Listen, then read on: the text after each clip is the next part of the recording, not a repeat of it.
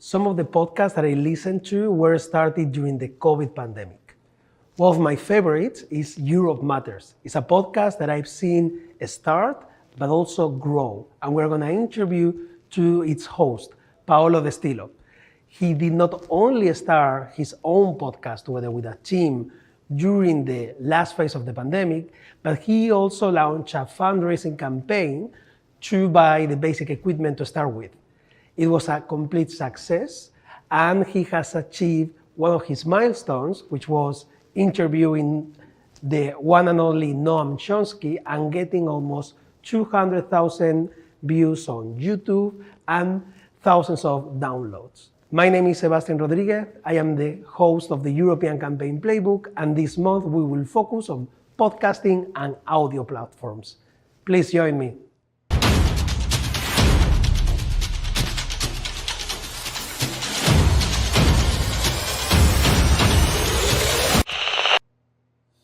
Well, Paolo, welcome to the European Campaign Playbook, although you are no stranger to our community.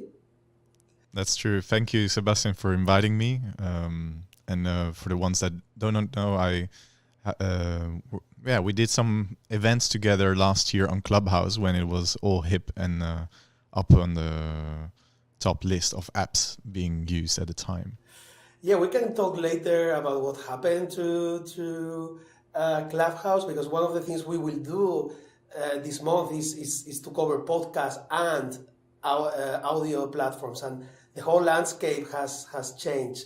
But before we get into that, why don't you tell us a little bit about yourself for the people who haven't met you yet? What's your story?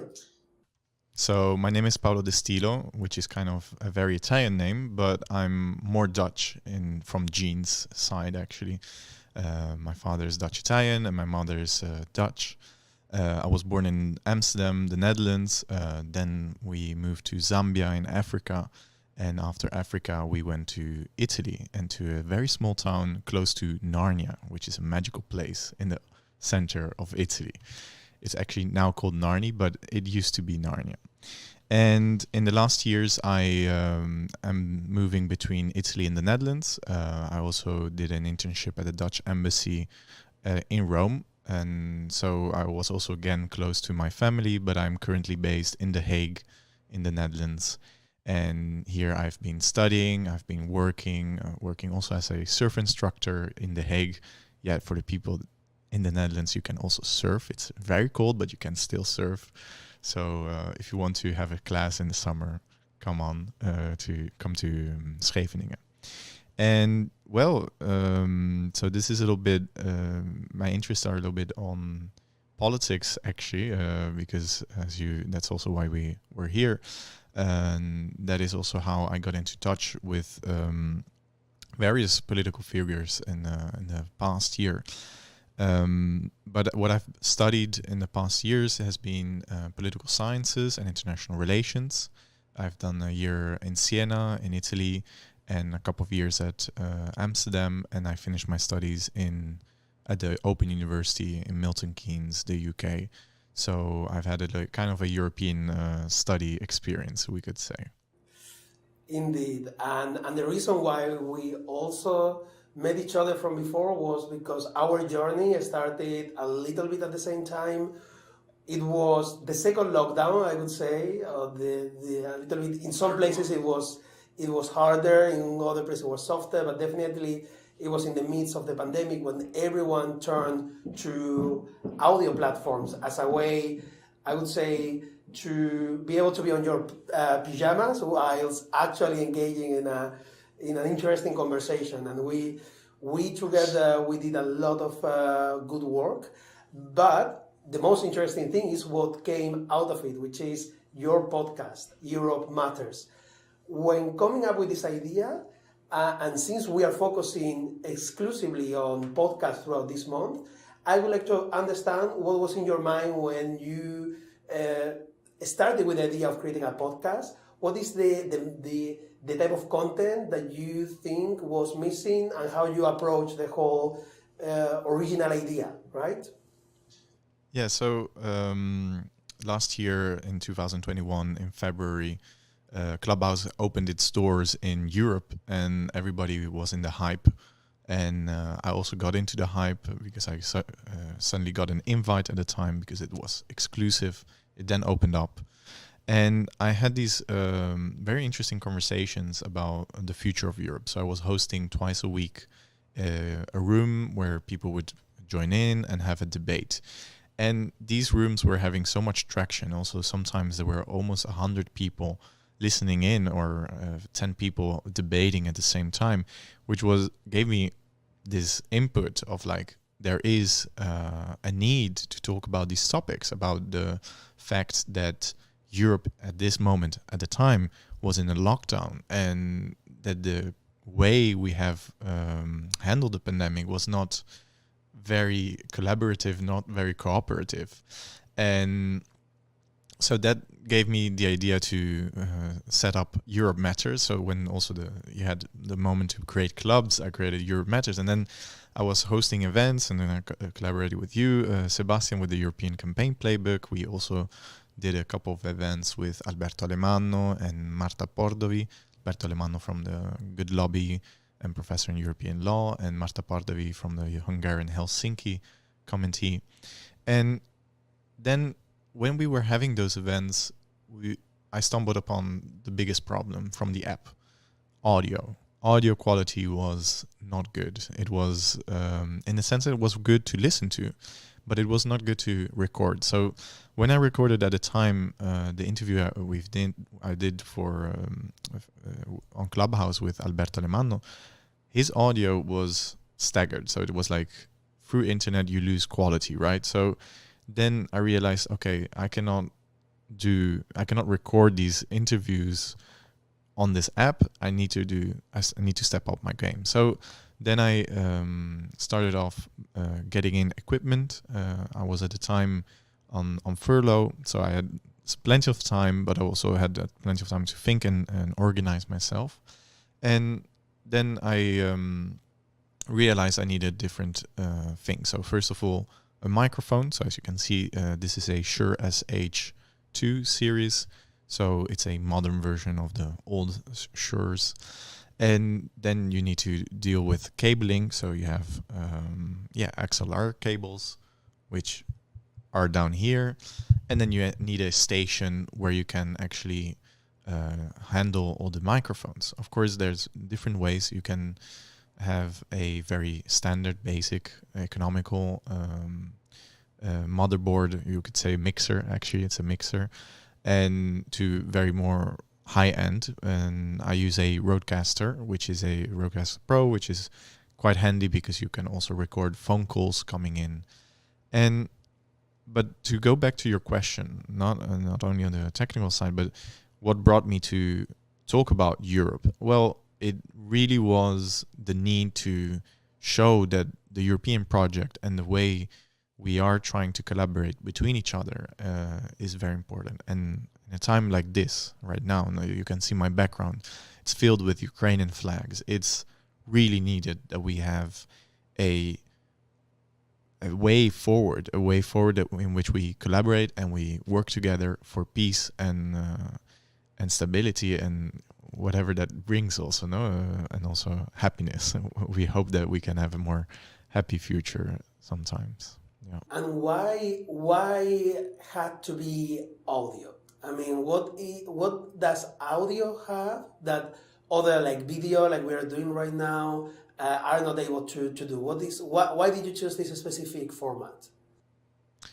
Well, because people were kind of they had Zoom fatigue. So from the pandemic, everybody was all the time staring on the screens. People wanted to go out. People need to go out. People are not made for staying behind a screen all day long and sitting and watching. It's also very detrimental for your eyes, for your mental health. So I thought audio is very good because you can walk around with it. You can have your morning routine. You can have a walk around a park, or you can run, or you can go to your commute to your work, and you can listen. And you don't need to watch the screen. So that's why I focused on the audio. Okay, interesting. And Well, you've done something that is pretty unique, let me say, and that is you started your own podcast together with a team and you fundraise money to get it started. How did you come up with this idea? How did it work? Would you recommend other people doing this instead of bootstrapping and making the first investment yourself? Look for other people who might actually become your listeners to chip in, and so what is your experience after this fundraising effort?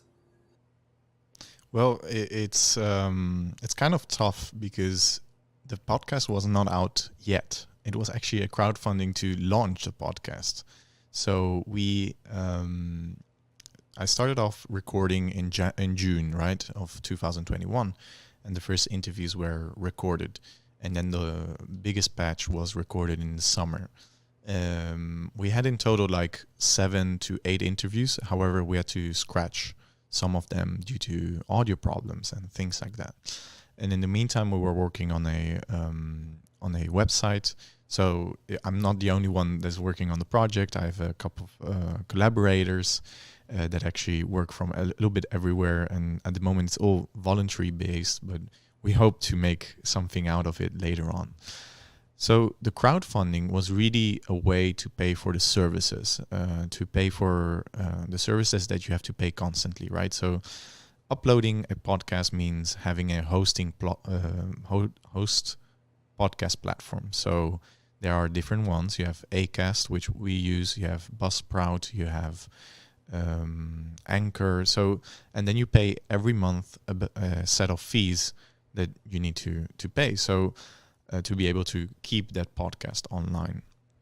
So then I came up with the idea of crowdfunding because I already had an experience, almost like 9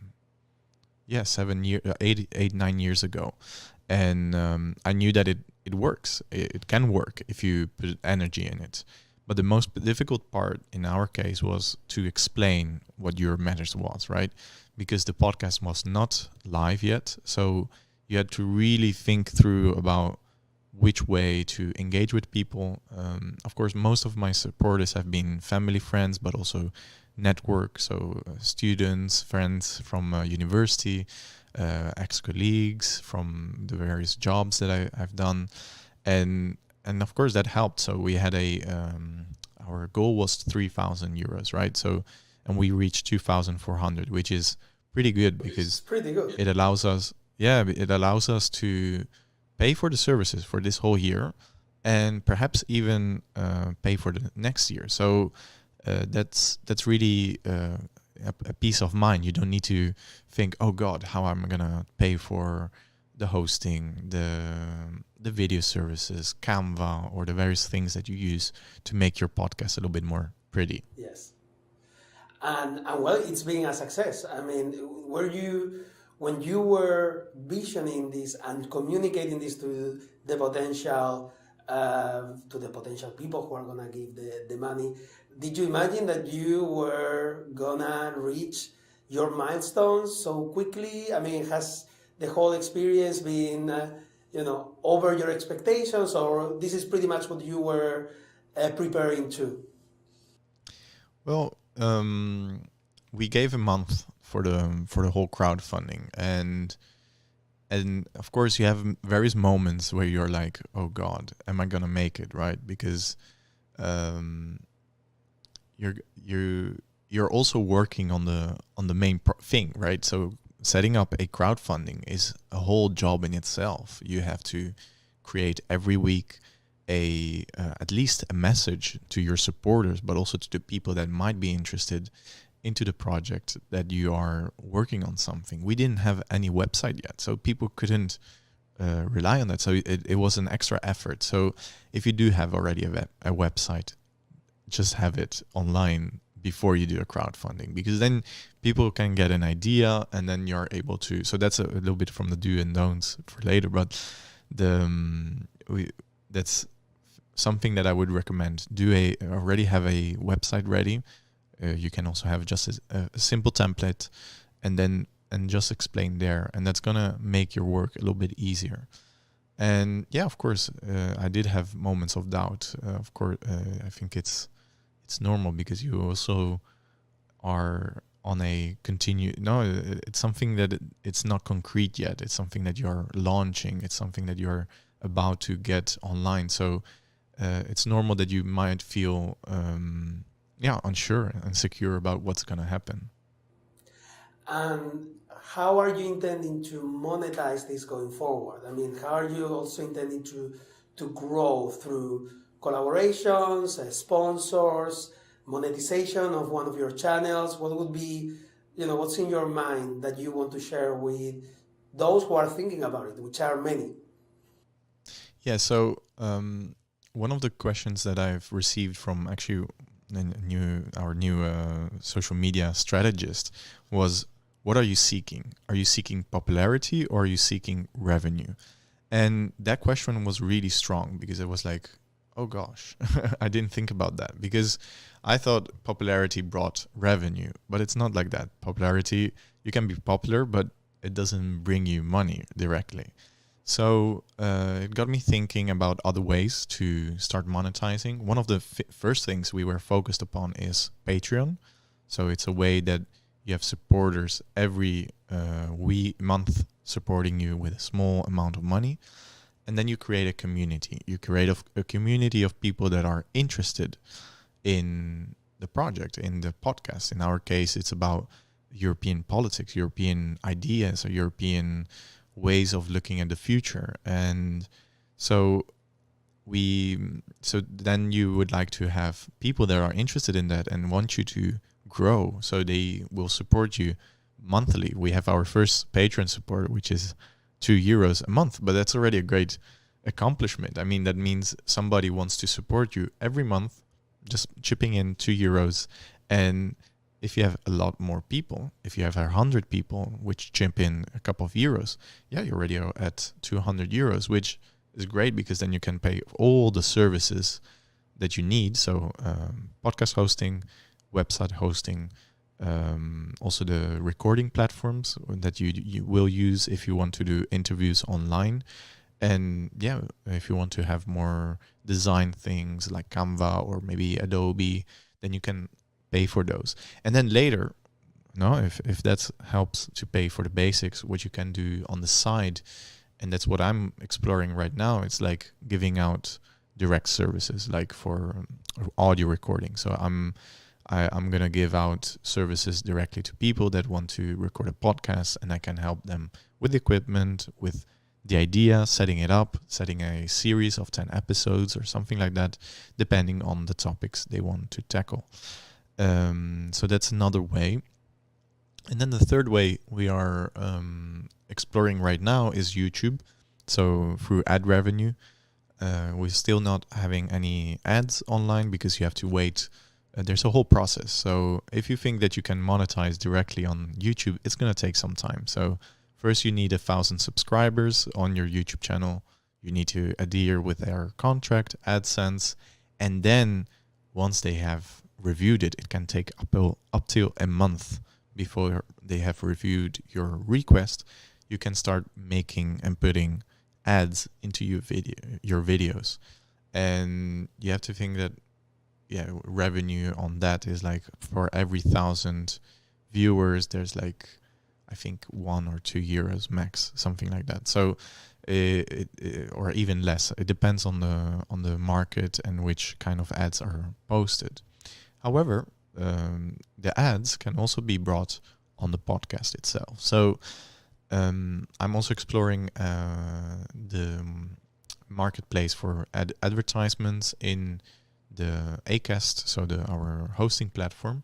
And what it does, you can decide where to put your advertisement.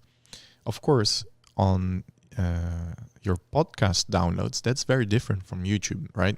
YouTube, you see these huge numbers, right, of visualizations and of people reached.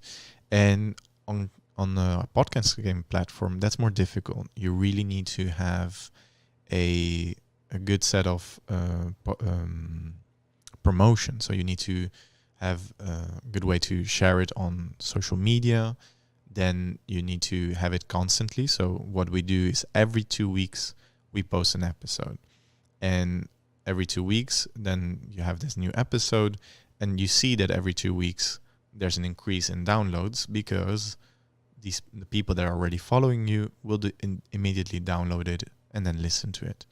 So if you have a bi-weekly schedule like us, what you would like to do is in the week in between, you have the week of promotion. So then you promote that episode because then you can maintain the download flow. And yeah, so in the past 3 months, we have already reached, I think the latest numbers are 1,300 downloads, which seems little if you look at our views on YouTube, but it's a lot because that means people are listening to your episode on their cell phones, and then people are really taking their time. While on the screen, like we talked about before, watching, you don't watch all the time. While listening, you really are trying to listen. So you're more engaged. It depends, of course.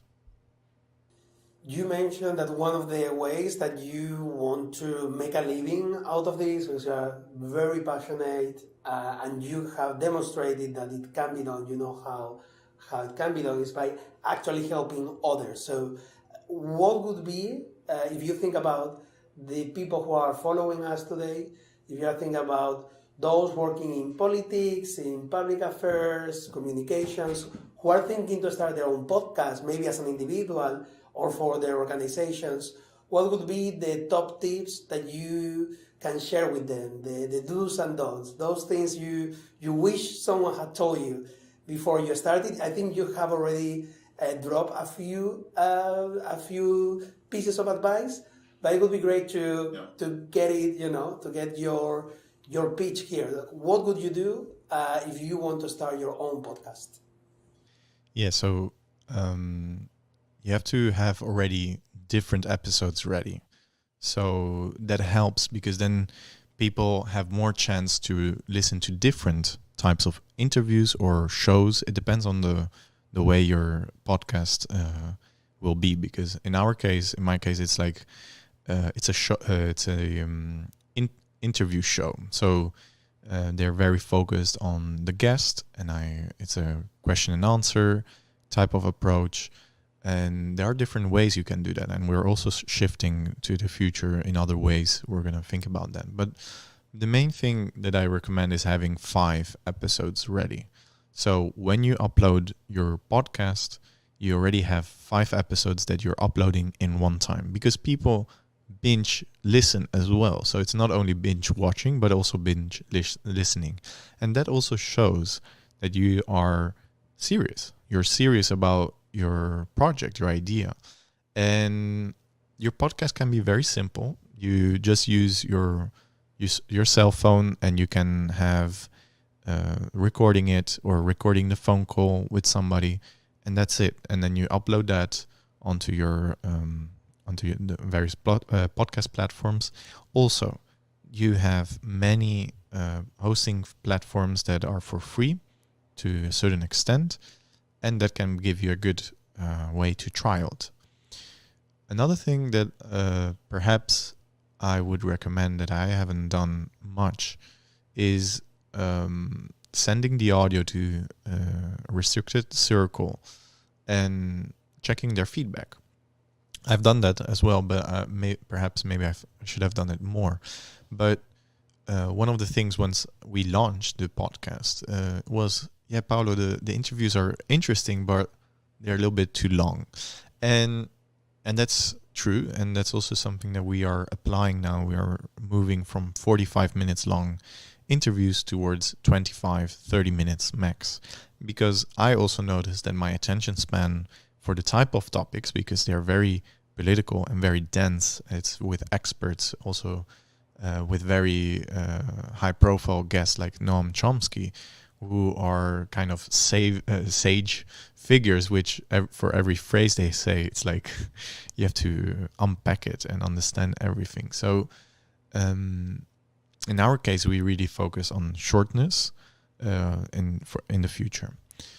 But there's other formats, right? So if you look at the bigger podcasters, for example, Jordan Peterson, for example, the psychologist, he has 2 hours long or 1 hour and a half talks, but that's different because it's like a conversation. It's also light. They're also talking about family. They're also talking about friends and hobbies. So it's not only on the subject matter, whereas in my case it's very focused on the subject matter of how, for example, with Alberto Alemanno, how people can lobby for good in Europe, and then it gets a little bit technical about how you can do that through various means.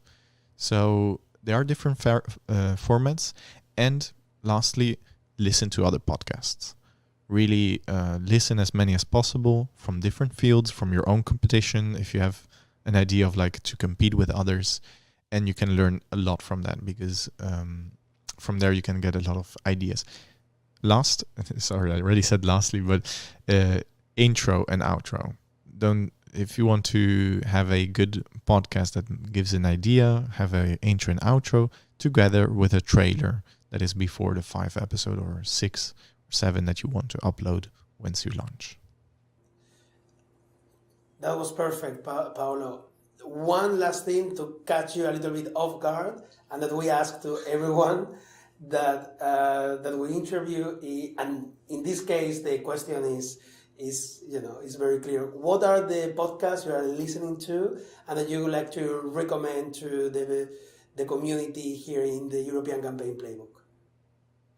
Well, when I was recording one of the first interviews, I was in Genoa, and I interviewed the Dutch best-selling author Ilja Leonard Vijver, and I was in a hostel. And then I was talking to one of the people in the hostel who was from America. And I told them, yeah, I'm doing a podcast. And they told, do you know the Europeans? And then I started looking into it, and I listen to them quite often, and they have a good format. So I really recommend them. They also are award-winning podcasts. So I always take them as an inspiration to see, okay, how can I improve with my own podcast? Then other podcasts, there are, if you are interested in colors, there is the Color Authority. It talks about how colors influence the way we feel, but also the way productivity works, or how spirituality. So there's different ways you can look at colors and how that influences mood. And the third one, it's also a cool one. It's about Europe. It's called, it's from the Are We Europe family. It's Europarama, and it's about the future of Europe, but in a science fiction way. And it's quite cool to listen to it and imagining a Dune movie in Europe or something like that.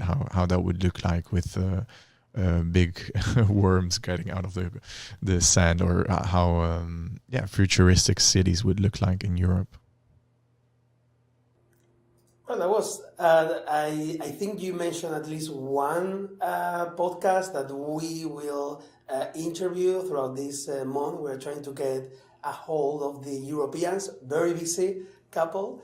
We'll definitely drop on the link of this episode, each and every one that you mentioned. I will also make sure that I drop the link to your let's say to the best podcast in terms of views that you have with Noam Chomsky, which you tell me it's reaching the 200,000 views, which is amazing. Yes, exactly. Congratulations on that. Thank you. And well, this has been a pleasure. Like you said, length is important. We always try to be below 30 minutes, and I think we've managed to do it. We've touched upon all the important things, and I really hope that this can help people in the community, and we see more and more podcasts coming up in the near future. Thank you, Paolo. Thank you. And if you have any questions, drop me a DM on LinkedIn, and I'm more than happy to help out. Thank you, Sebastian.